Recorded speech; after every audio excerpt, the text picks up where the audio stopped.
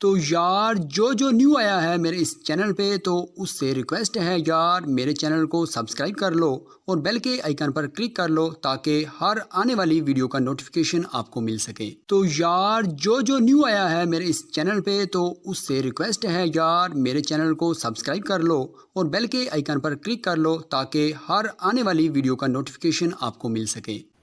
Hello friends, स्वागत है आपका इंडियन एजुकेशन पावर में।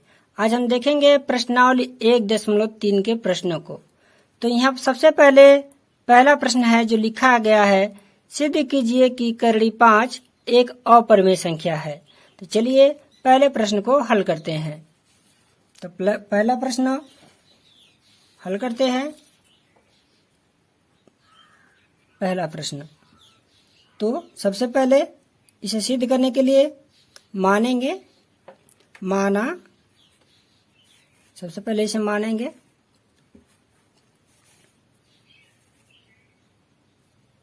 ये हो जाएगा ऐसे, माना करड़ी 5 एक परिमेय संख्या है। क्या है? परिमेय संख्या।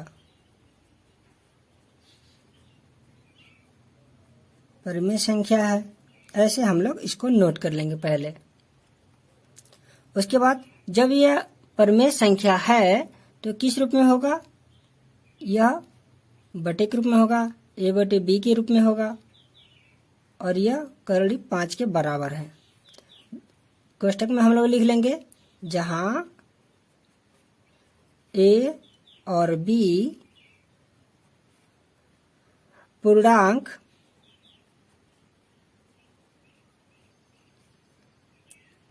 पूर्णांक है, लेकिन जो b जो है 0 के बराबर नहीं होना चाहिए। तभी तो वह, अगर ये ये जो b है अगर यह 0 के बराबर हो जाएगा तो यह किसी भी भिन्न के जैसा यानी कि परिमेय संख्या के जैसा नहीं रहेगा। आगे इसके लिखेंगे, यह दोनों जो हैं क्या है? सअभाज्य हैं। a तथा b एक सह अभाज्य है। सह अभाज्य है, यह हो गया। अब इसके आगे बढ़ाते हुए ऐसे तिरिये गुणा कर लेंगे तो a बराबर हो जाएगा b करड़ी 5। अब हम लोग क्या करेंगे? दोनों पक्षों का वर्ग कर देंगे। दोनों पक्षों का ऐसे वर्ग कर लेंगे, ऐसे दोनों पक्षों का वर्ग कर लेता हूं और यहां लिख देता हूं, दोनों पक्षों का वर्ग करने पर, दोनों पक्षों का वर्ग करने पर यह हो जाएगा। तो इसे थोड़ा हल कर लेते हैं। यह हो जाएगा a² और यह हो जाएगा 5b²। ये समीकरण 1 मान लेते हैं इसको। अब इसे देखेंगे, यहाँ जो a² जो है ऐसे तिर्यक इसे b से डिवाइड किया, 5 से डिवाइड कर दिया जाए, भाग कर दिया जाए तो ये विभाजित होगा। तो इसे भी नोट कर लेते हैं कि क्या है? a² जो है 5 से विभाज्य है, विभाज्य है।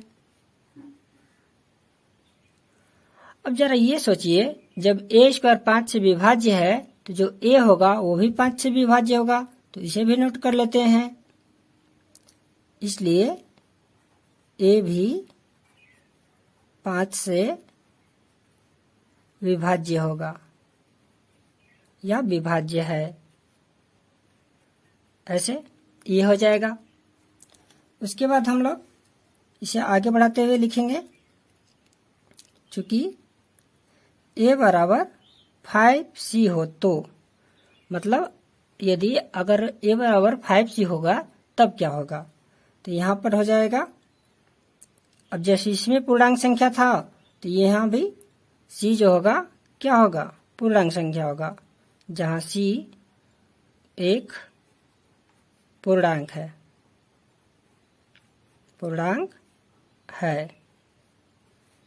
ये जो है ऐसे मान लेंगे।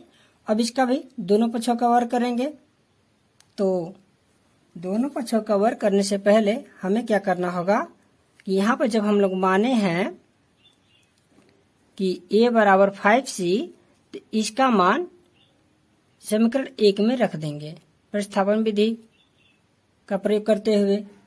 तो लिखेंगे समीकरण 1 में, ये 1 में हो जाएगा, ऐसे मैं लिख देता हूँ यहाँ पर।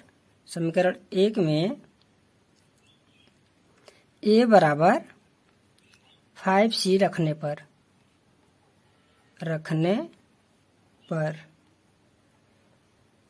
अब रखते हैं इस समीकरण यह 1 है और इसमें 5c रख देते हैं।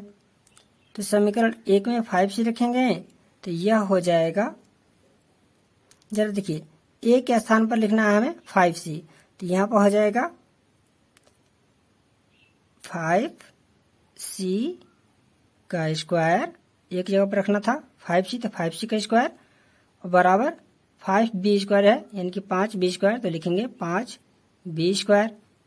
अब इस साइड का यानी कि बाएं पक्ष का वर्ग कर लेते हैं। तो बाएं पक्ष का वर्ग करेंगे तो ये हो जाएगा 25c स्क्वायर बराबर 5b स्क्वायर। यहाँ अब हम 5 से ऐसे भाग लगा देंगे, तो 5 से भाग लगाएंगे तो 25 कट जाएगा, तो ये हो जाएगा यानी कि 25 जो है 5 से विभाजित हो जाएगा, तो ये हो जाएगा 5c स्क्वायर बराबर b स्क्वायर। अब यहाँ जो देख सकते हैं हम, ये जो है इसे हम लोग समीकरण 2 मान लेते हैं और इसे समीकरण 3 मान लेते हैं। अब हम लोग क्या करेंगे, यहाँ देख सकते हैं जैसे a स्क्वायर बराबर 5b स्क्वायर था, तो ये जो बाएं पक्ष वाला जो था 5 से विभाजित था, ठीक उसी प्रकार यहाँ जो है 5 किसको विभाजित करेगा, ऐसे ऐसे नीचे जाके तिर्यक कैसे भाग लगेगा b स्क्वायर में, तो b स्क्वायर को विभाजित करेगा। तो वही बात लिखना है, इसको लिखेंगे b स्क्वायर 5 से विभाज्य है। ये लिखने के बाद जब देखते हैं हम कि यहाँ पर जब a स्क्वायर 5 से विभाज्य था तो a भी 5 से विभाज्य है, इसी प्रकार b स्क्वायर 5 से विभाज्य है, तो इसलिए b भी जो b होगा, इसी प्रकार b जो है 5 से विभाज्य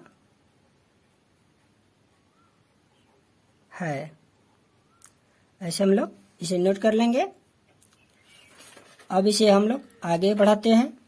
यहाँ पर देख सकते हैं दूसरा समीकरण 2 और 3 में, समीकरण 2 और 3 में हमें यह ज्ञात होता है कि a और b विभाजित करता है 5 से। यहाँ पर देख सकते हैं, यहाँ पर a विभाजित है और यहाँ पर b विभाजित है, दोनों जगह यहाँ पर a भी विभाजित हो गया है, यहाँ पर b भी विभाजित हो गया है, विभाज्य हो गया है, यानी कि पूरी तरह कट चुका है। तो इसे हम लोग आगे बढ़ाते हुए लिखेंगे समीकरण 1 को लिख लेंगे, ये 1 वाले को 1 तथा 3 को लिखेंगे क्योंकि 1 वाले में a विभाजित था और 3 वाले में b विभाजित है, तो लिखेंगे 1 तथा 3 में a और b 5 से विभाजित है। जैसा कि हम लोग यहाँ देख भी सकते हैं, a 5 से विभाजित है और b भी जो है 5 से विभाजित है समीकरण 1 और 3 में। तो इसे लिखेंगे, चूंकि हम लोग पहले ही मान चुके हैं, क्या मान चुके हैं पहले ही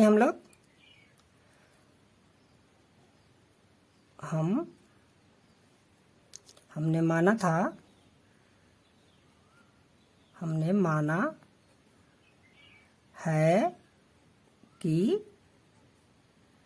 ए और बी क्या होगा, सअभाज्य है, सअभाज्य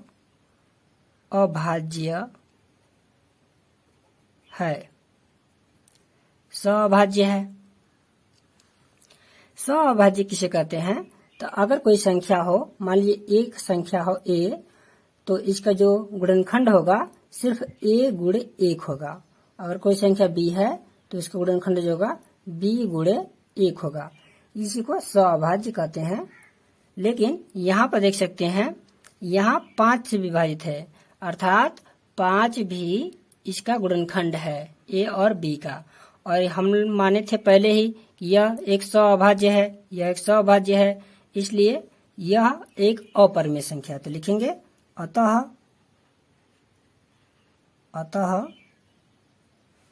करड़ी 5, मैं इसको यहाँ लिख देता हूँ, अतः करड़ी 5 एक अपरिमेय संख्या है, अपरिमेय संख्या है। तो ये सिद्ध हो चुका है कि करड़ी 5 जो है एक अपरिमेय संख्या है। बहुत ही आसान है, आप इसे आसानी से कर सकते हैं। अब हम इसके दूसरे प्रश्न को हल करेंगे। यहाँ लिखा गया है, सिद्ध कीजिए कि 3 + 2 करड़ी 5 एक अपरिमेय संख्या है। तो चलिए इसको सिद्ध करते हैं।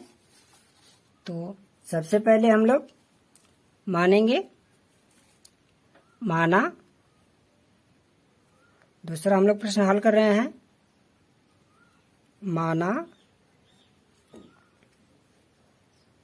माना क्या मानेंगे, 3 + 2 करड़ी 5 एक अपरिमेय संख्या है, परिमेय संख्या है। परिमेय संख्या मानेंगे हम लोग, परिमेय संख्या है। इसलिए जब ये परिमेय संख्या है तो ये किस रूप में होगा, a/b के रूप में होगा। यह a/b के रूप में होगा ऐसे। लेकिन जब यह a/b के रूप में है, जहां a और b जो है जहां a और b सहअभाज्य हैं, सहअभाज्य हैं, और b जो है 0 के बराबर नहीं होना चाहिए, नहीं तो यह परिमेय संख्या नहीं होगी। अब यहाँ पर देख सकते हैं सहअभाज्य लिखा गया है। सहअभाज्य a और b है। सहअभाज्य कौन है, किसे कहते हैं? तो वह संख्या है जिनका जो गुणनखंड होगा उसमें से संख्या 1 के अलावा कोई भी मौसा यानी कि उभयनिष्ठ संख्या नहीं होगी, तो सहअभाज्य संख्या कहलाती है। तो यहाँ अब हम लोग क्या करेंगे कि 3 का पक्षांतर कर लेंगे, उस साइड ले जाएंगे, बाएं साइड यानी कि लेफ्ट साइड ले जाएंगे। तो a/b - 3 बराबर हो जाएगा क्या, 2 करड़ी 5। यहाँ पर देख सकते हैं 3 भी एक परिमेय संख्या है, क्योंकि इसके नीचे कुछ नहीं है तो क्या है, 1। इसके कुछ नहीं नीचे तो 1 है। अब यहाँ पर हम लोग भिन्न का घटाना कर लेंगे, भिन्न का सवाल जैसे। तो लसा ले लेते हैं b, और ये हो जाएगा a, और -1 से इसमें भाग करेंगे तो 1 होगा, b होगा, और इसमें गुणा कर देंगे तो ये हो जाएगा 3b। बराबर क्या लिखेंगे, बराबर लिखेंगे 2 करड़ी 5। अब जो है यहाँ पर देख सकते हैं, चूंकि a, b, 2 और 3 जो है क्या है, 2 और 3 पूर्णांक है। बहुत ही आसान, ये हम पहले ही मान चुके हैं। a और b क्या है, एक पूर्णांक संख्या है, एक सहअभाज्य संख्या है, तो पूर्णांक है। ये चारों जो क्या है, पूर्णांक है। इसलिए क्या होगा, यह जो पूरी संख्या होगी बाएं पक्ष का, यह एक पूर्णांक संख्या हो जाएगी, पूर्णांक संख्या होगी। तो लिखेंगे a माइनस 3b बटे में b एक पूर्णांक है। यह एक क्या है, पूर्णांक है, तथा करड़ी 5 भी एक पूर्णांक है। ऐसे नोट कर लेंगे, पूर्णांक है। लेकिन हम लोग जानते हैं, पहले प्रश्न में हम हल कर चुके हैं, सिद्ध कर चुके हैं कि करड़ी 5 क्या होता है, अपरिमेय संख्या होता है। तो उसे ही लिखेंगे, परंतु करड़ी 5 एक अपरिमेय संख्या है, अपरिमेय संख्या है। इसलिए क्या होगा, 3 + 2 करड़ी 5 एक अपरिमेय संख्या होगी, अपरिमेय संख्या है। तो ये सिद्ध हुआ कि यह जो संख्या है, यह जो हम लोग देखे थे प्रश्न 2 में हम देखे थे कि सिद्ध करना था कि 3 + 2 करड़ी 5 एक अपरिमेय संख्या है। तो यहाँ पर हम सिद्ध कर चुके हैं दूसरा प्रश्न कि 3 + 2 करड़ी 5 एक अपरिमेय संख्या है।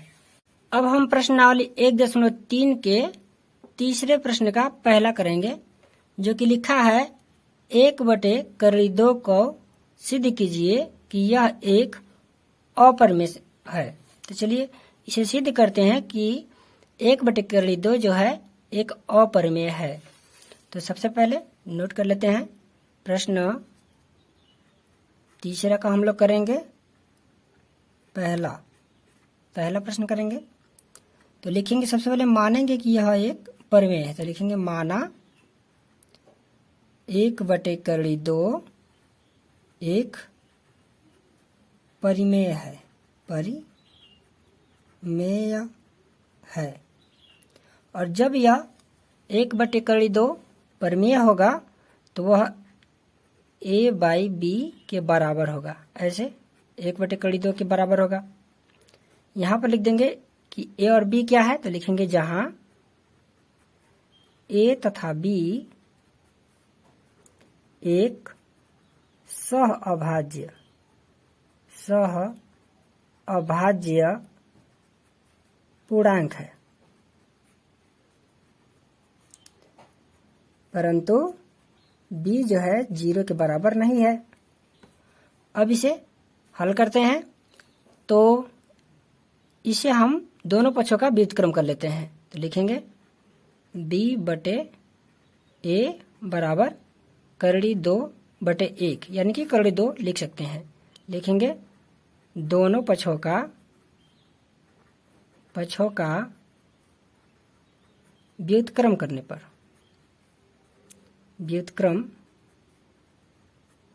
करने पर ऐसे।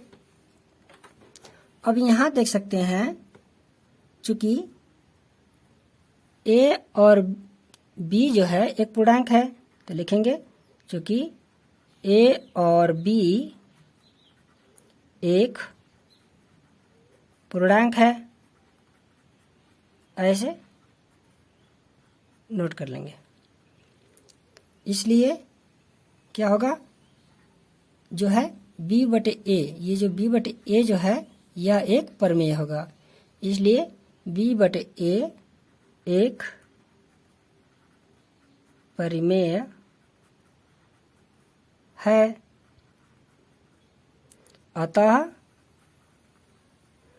करड़ी 2 क्या होगा, करड़ी 2 भी एक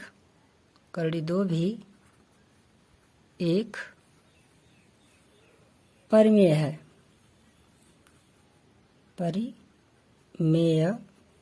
है। यहाँ देख सकते हैं बी बटे ए जब एक क्या होगा, प्रमेय है होगा, तो इसके बराबर में जो होगा वो भी एक प्रमेय होगा। लेकिन हम जानते हैं कि करड़ी 2 जो है क्या है, वह एक अप्रमेय संख्या है, यानी कि अप्रमेय होता है। तो लिखेंगे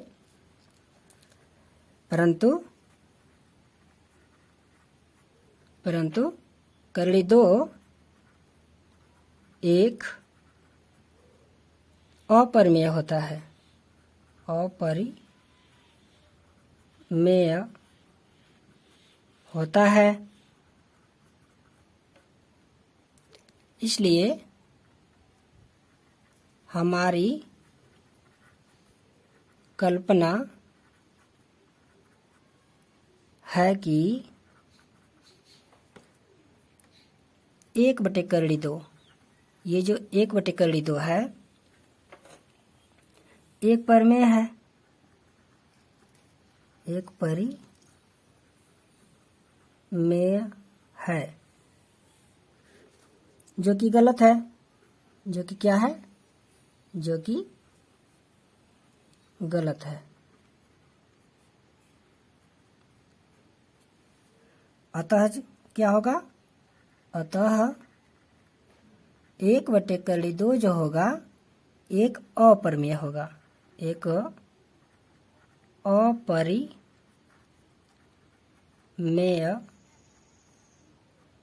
होगा, चाहे है लिख सकते हैं। तो यह जो है प्रश्न लग चुका है, आप चाहें तो इसे नोट भी कर सकते हैं। अब हम सिद्ध करेंगे कि 7 करड़ी 5 पर अप्रमेय संख्या है। यह प्रश्न प्रश्नावली 1.3 का तीसरे का दूसरा प्रश्न है। तो चलिए सिद्ध करते हैं। इस तीसरे प्रश्न का दूसरा प्रश्न सिद्ध करते हैं। तो सबसे पहले हम लोग सिद्ध करने के लिए मानेंगे कि यह एक प्रमेय संख्या है। तो लिखेंगे माना 7 करड़ी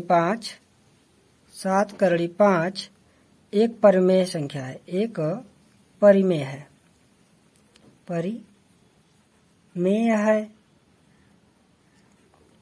और जब यह एक प्रमेय है तो इसलिए क्या हो जाएगा, यह a/b के बराबर हो जाएगा। यह जो है a/b के बराबर हो जाएगा। कोष्टक में लिख देंगे, छोटा कोष्टक में, जहां a तथा b सअभाज्य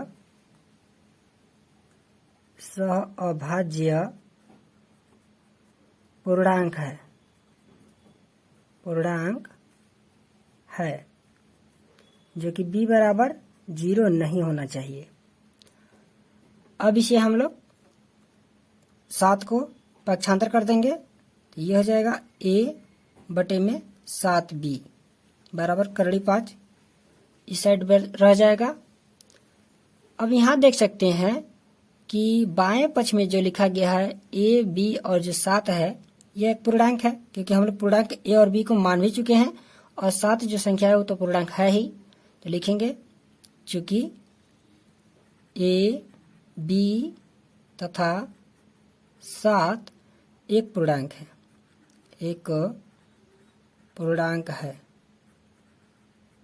है, उसके बाद इसलिए जब ये तीनों पूर्णांक हैं तो यह जो है a/7b भी एक पूर्णांक होगा, यह भी एक पूर्णांक होगा, जिसकी वजह से यह एक प्रमेय संख्या होगी, प्रमेय है। यहाँ पर देख सकते हैं जब a/7b एक प्रमेय संख्या है, प्रमेय है, तो इसकी जो बराबर में है करड़ी 5 यह भी एक प्रमेय होगा, तो इसे भी नोट करेंगे। अतः करड़ी 5 एक अपरिमेय है, सॉरी यह रहेगा परिमेय है, क्या रहेगा, परिमेय।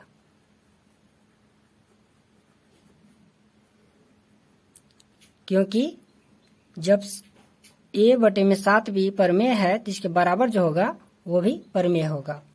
आगे लिखेंगे, लेकिन परंतु हम जानते हैं, परंतु हम जानते हैं लेकिन हम जानते हैं, क्या जानते हैं? हम जानते हैं कि करड़ी 5 एक अपरिमेय संख्या होती है। हम लोग पहले प्रश्न में भी सिद्ध कर चुके हैं। लेकिन करड़ी 5 एक अपरिमेय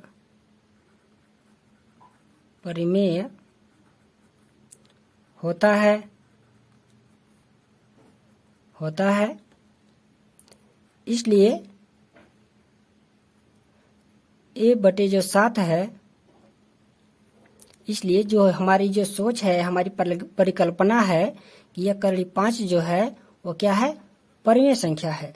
लेकिन यहाँ पर दिया गया है, हम लोग पहले भी जांच कर चुके हैं कि करड़ी 5 जो होता है, करड़ी 5 वह एक अपरिमेय संख्या होता है। तो लिखेंगे इसलिए हमारी क्या थी, सोच थी, कल्पना थी। तो हमारी कल्पना है कि 7 करड़ी 5 एक परिमेय है, एक परिमेय है, जो कि गलत है, जो कि क्या है, गलत है।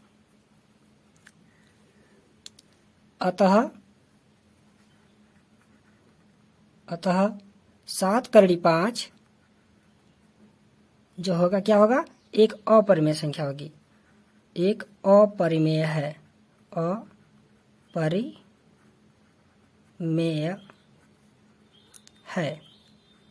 तो यह था तीसरे का दूसरा प्रश्न, जिसे आप चाहें तो नोट भी कर सकते हैं।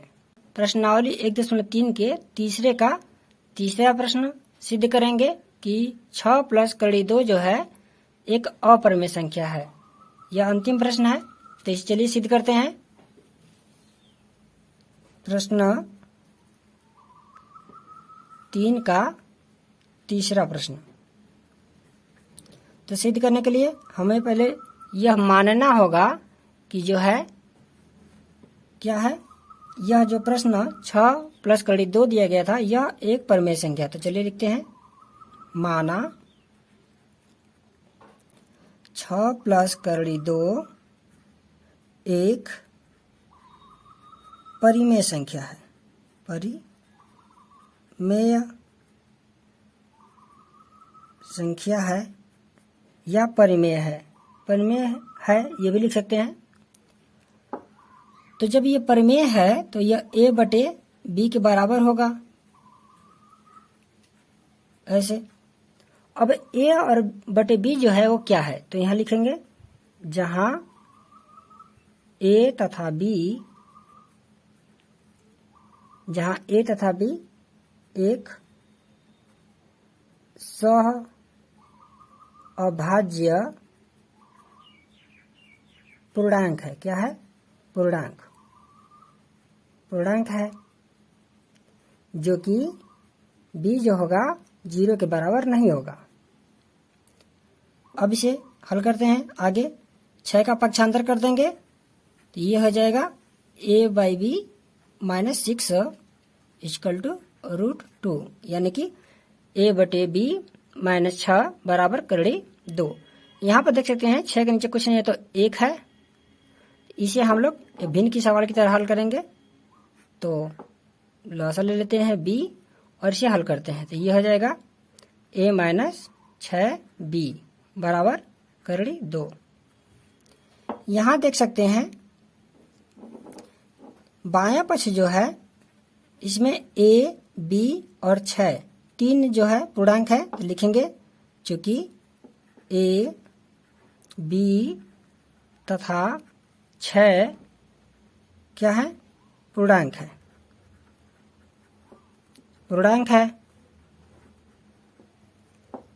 जब यह पूर्णांक है ये तीनों, तो क्या होगा, इसलिए a - 6b बटे b जो होगा वो भी एक पूर्णांक होगा, जिसके वजह से यह एक परिमेय संख्या होगी। बटे में है तो इसलिए एक परिमेय संख्या कहलाएगी। तो p बटे q के रूप में है ना, तो p बटे जब q के रूप में कोई संख्या होती है तो वह परमेय संख्या कहलाती है। तो यहाँ पर p बटे q के रूप में है तो इसे लिखेंगे एक परमेय है, एक परिमेय है। अतः करड़ी 2 भी एक परिमेय होगा। परिमेय होगा, क्यों होगा करड़ी 2 परिमेय? क्योंकि परिमेय संख्या के बराबर जो भी संख्या आती है वो परिमेय संख्या ही होगी। तो यह करड़ी 2 परिमेय होगा यहाँ पर। लेकिन हम जानते हैं कि करड़ी 2 जो है वो अपरिमेय संख्या है, यानी कि अपरिमेय है होता है। तो लिखेंगे परंतु करड़ी 2 एक अपरिमेय होता है, अपरिमेय होता है। इसलिए